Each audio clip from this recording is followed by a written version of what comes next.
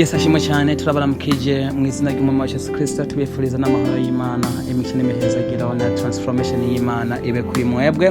Reka dusome mu Filipi 4 ku murongo wa 6, kandi dusome muri Bible y'Icyongereza. Haravuga uko: Do not be anxious about anything, but in everything by prayer and petition with thanksgiving present your request to God. Hallelujah. Reka dusome muri Bible y'Ikirundi Abifilipi igice cya 4 ku murongo wa 5 havuga uko: Nimugire icyo mwiganyira, ariko muri byose ibyo mugomba bimenyeshwe Imana mu gusenga no mu kwinginga bifatanije no gukenguruka. Haleluya. Sinzi mukundwa ikikugoye icyo wiganyira cyari cyo, sinzi ibintu wipfuza ku Mana ibyo ari byo, ariko ijambo ry'Imana riratubwira ngo ibyo mugomba byose bimenyeshwe Imana mu gusenga no mu kwinginga. Hariho amajambo abiri agomba gusa: gusenga no kwinginga bifatanije no gukenguruka. Ayo n'amajambo atatu asobanutse kandi atandukanye ariko ajyana. Iyo usenga warukwiye kwinginga Imana mu gihe wakerageje gushima ntibikunde, mu gihe wagerageje gukenguruka ntibikunde, mu gihe wagerageje kudodora ntibikunde, mu gihe wagerageje gusaba ntibikunde, ukoresha icyo twita kwinginga. Haleluya. Iyo winginga umuntu uramufukamira, uramwibutsa, andi majambo uranamusega, ugafukama ukavuga ati ndasabye unkore, ukinginga, inyuma yaho ugakenguruka. Haleluya. Kumbure hariho umutwaro ukugoye, hariho umutwaro bisabwa yuko wo kwingingira Imana yimenyeshe biciye mu izina rya Yesu Kristo, uyibarire kugira ngo umutwaro wawe uze wishyurwe. Haleluya.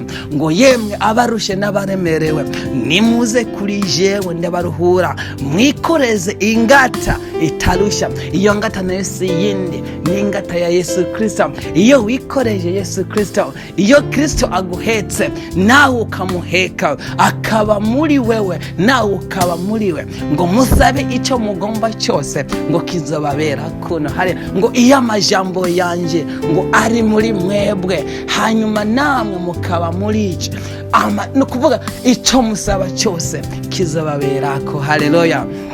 Ni nayo mpamvu ibitugora byose ntitubimenyeshe abantu bagenzi bacu, ntitubimenyeshe imiryango yacu, ntitubimenyeshe abo tubana, ntitubimenyeshe kuko nabo bafita ibibazo, nabo bafita ingorane. Ubibwiye umwana w'umuntu nawe afise ibimugora, ariko ngo byose, haleluya, ngo tubimenyeshe Imana. Haleluya. Ngo tubibwire Imana, ngo biciye mu kwinginga, biciye no mu kwenguruka, tutibagire izina rya Yesu Kristo, kuko niyo nyishyu, niyo harimo byose. Haleluya. Ngo abizigira Uwiteka bose ngo bazabona inyishyu, bazabona gutabagwa. Niwe atabara, niwe akiza mu bikuremereye byose, niwe ashobora kuruhura. So ibituremera bya mbere dufita ni ibyaha.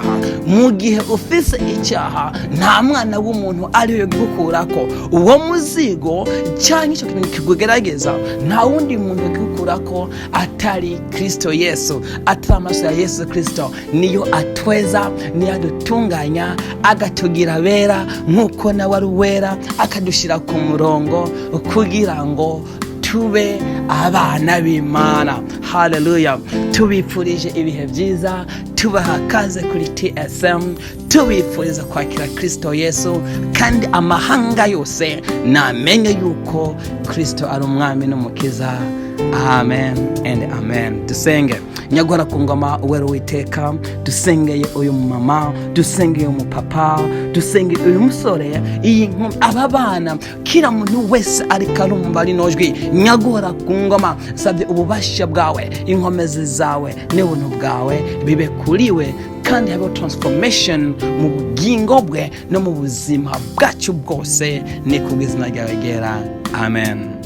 Thank you. May God bless you so much. Amen.